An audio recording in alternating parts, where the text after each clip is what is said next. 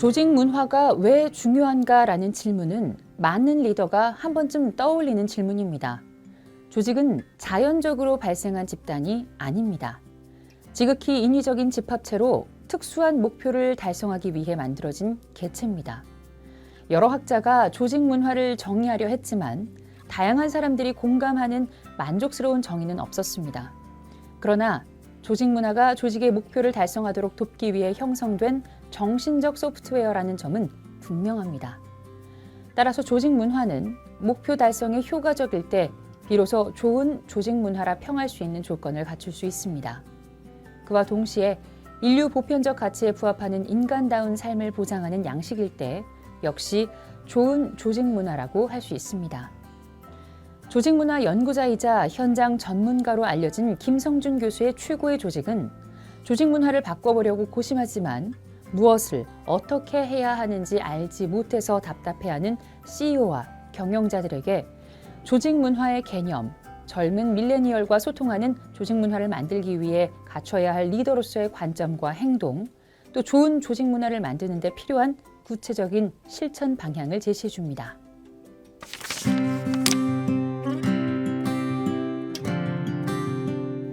창의성 분야에서 권위자로 알려진 하버드 경영대학원의 테레사 에머빌은 직장인이 언제 창의성을 발휘하는지를 알아보기 위해 여러 산업에 종사하는 직장인 238명을 모집해 그들에게 매일 일기를 써달라고 요청했습니다.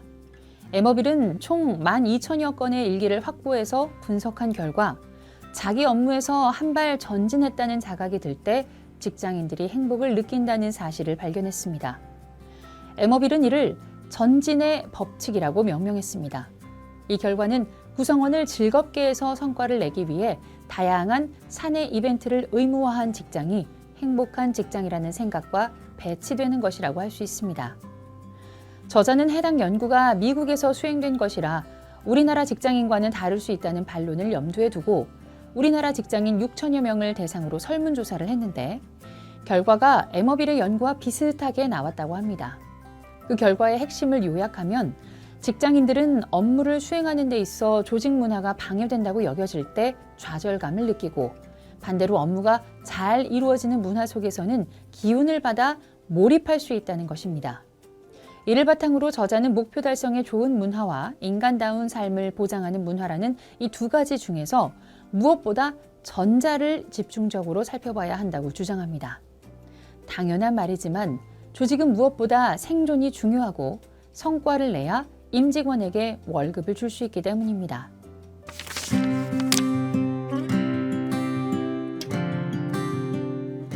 조직 문화의 핵심적인 프로그래밍 코드는 해야 할 것, 하지 말아야 할 것, 해도 되는 것으로 대변되는 모든 것입니다. 누가 그렇게 하라고 명령을 내리지 않았는데도 자연스럽게 구성원들 정신에 뿌리 깊이 박혀 있는 게 조직 문화입니다. 이 조직 문화가 구성원들의 머리와 몸속에 체화되어 있다는 사실은 문화가 학습된다는 것을 뜻합니다. 인종차별주의, 종족 결정론의 관점으로 문화를 설명하던 이 초창기 문화 인류학에서는 문화는 바꿀 수 없는 상수였습니다. 그런데 문화가 학습의 결과라는 인식이 확산하자 문화 불변성은 과거의 패러다임이 되었습니다. 저자는 이러한 논거를 바탕으로 조직 문화를 바꾸고자 할 때 그 핵심은 변화가 아니라 학습에 있다는 점을 상세히 설명합니다. 조직 문화는 한 집단이 외부 환경에 적응하고 내부를 통합하는 문제를 해결해 나가는 과정에서 그 집단이 학습하여 공유한 암묵적 신념으로 정의됩니다. 여기서 가장 중요한 표현은 암묵적 신념입니다. 기업문화 연구의 아버지라 불리는 에드거 샤인은 기업문화의 요소를 인공물, 중요하다고 내세우는 가치, 암묵적 신념이라는 이 세 차원으로 구분했습니다.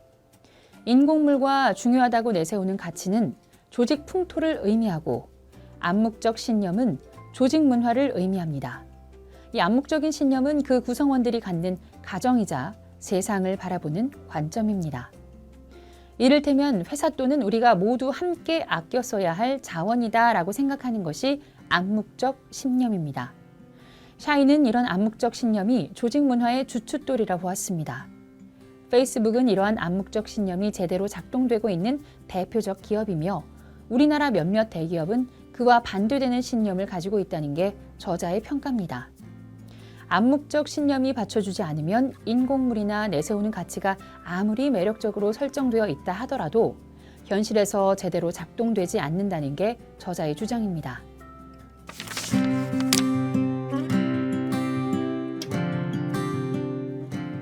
게슈탈트 심리치료 분야에는 내사라는 표현이 있습니다. 다른 사람이 중요하다고 주장하는 가치나 신념이 과연 옳은지 아닌지 깊이 생각해보지 않고 자신의 것으로 받아들이는 심리 현상을 말합니다. 이런 내사 현상은 경영 현장에서도 심심치 않게 볼 수 있습니다. 요즘 경영자들에게 내사된 가장 두드러진 가치는 수평적 문화입니다. 이 단어는 원래 네덜란드 출신의 기업 문화 연구자 호프스테터가 명명한 권력 거리를 한국식으로 표현한 것입니다. 권력 거리는 사적인 관계나 공식적인 자리에서 사람들의 서열을 강조하고 받아들이는 정도를 말합니다. 이스라엘, 스웨덴과 같은 문화권은 권력 거리가 짧습니다. 즉, 지위고하와 관계없이 사람들은 평등하다고 믿습니다. 반면에 한국, 중국, 인도와 같은 나라는 권력 거리가 멉니다. 경영자의 의견에 반대 의견을 제시하기가 까다롭고 어렵다는 것입니다. 미국 실리콘밸리가 유명해지면서 우리나라에서도 경쟁력의 원천이 이 수평적인 문화에 있다는 주장이 대두됐습니다. 그런데 상명하복을 강조하는 수직적 문화는 마냥 나쁘기만 한 것일까요? 컬럼비아 대학교 경영학과 소속의 연구자들이 히말라야 등반가를 대상으로 이 문제를 탐구했는데 수직적인 문화가 지배적인 나라에서 온 등반팀이 상대적으로 평등한 문화를 가지고 있는 나라의 등반팀보다 등반 성공률이 높았다는 결과가 나왔다고 합니다. 저자는 이러한 예를 제시하면서 문화를 판단할 때는 문화 절대주의와 문화 상대주의라는 두 가지 상반된 관점을 고려해야 한다고 강조합니다. 우리나라 스타트업이 마냥 실리콘밸리를 동경하는 것은 문화 절대주의를 따른 것이라고 지적합니다. 두 가지 상반된 관점을 고려해야 한다는 것은 조직 문화의 외부 환경이 복잡하고 빠르게 변화하는 만큼 그것에 맞게 유연하게 적응해야 한다는 점을 강조한 것입니다. 그러한 사례를 저자는 양문화를 질문화로 바꾼 삼성 이건희 회장, 고객 중심 경영으로 기업 문화를 바꾼 LG 구자경 회장, 회사의 영혼을 강조한 마이크로소프트의 사티아 나델라라는 세 거인의 기업 철학을 통해 자세히 설명합니다.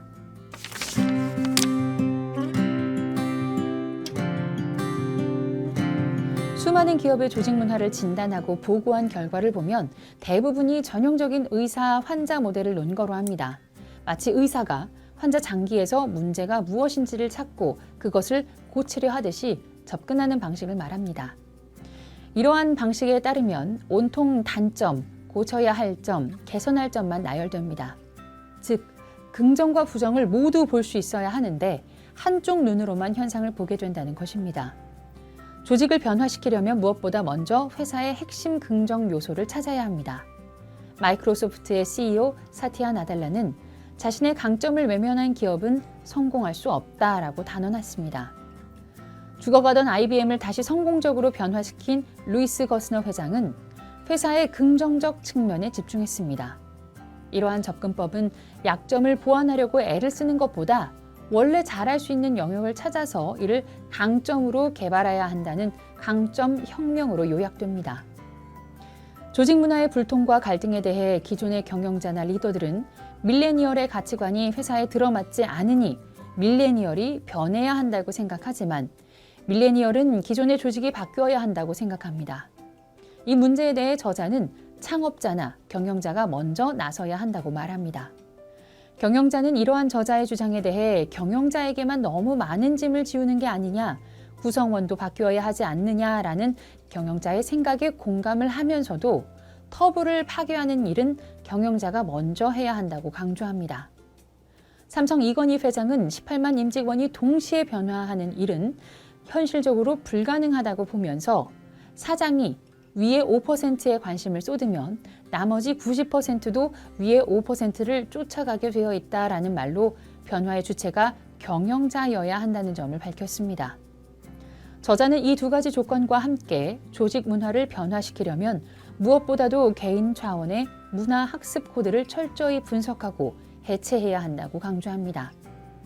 즉, 여기서는 이렇게 하면 안 돼 라는 금기와 여기서는 이렇게 해야만 해 라는 당위, 그리고 여기서는 이렇게까지는 해도 돼 라는 허용의 이 세 코드를 분명하게 구분해서 개인의 행동을 조절해야 한다는 것입니다. 이러한 문화 코드는 우리 회사의 각 조직이 각자 무슨 일을 할 것인지, 누구와 누가 협업을 자주 해야 할 것인지, 정보는 누구와 어떻게 주고받을 것인지, 의사결정의 권한과 범위는 어떻게 가져갈 것인지를 공식적으로 규정한 기업의 전략과 구조로 드러납니다. 즉, 기업의 전략과 구조를 떠받치는 게 바로 조직 문화라는 사실을 삼성과 LG, 마이크로소프트 등 성공적으로 혁신을 이룬 조직 사례를 바탕으로 설명한 내용이 이 책의 핵심입니다.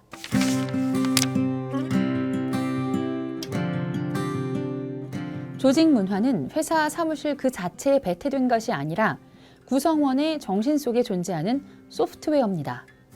좋은 조직 문화는 최고의 조직을 만들어냅니다. 이 책은 상명하복의 장단점을 명확하게 인지하고 조직에 맞게 문화를 세운다면 리더의 지시가 없어도 자연스럽게 공존하며 스스로 성과를 올리는 구성원들의 모습을 볼 수 있다는 것을 다양한 사례를 통해 입증합니다.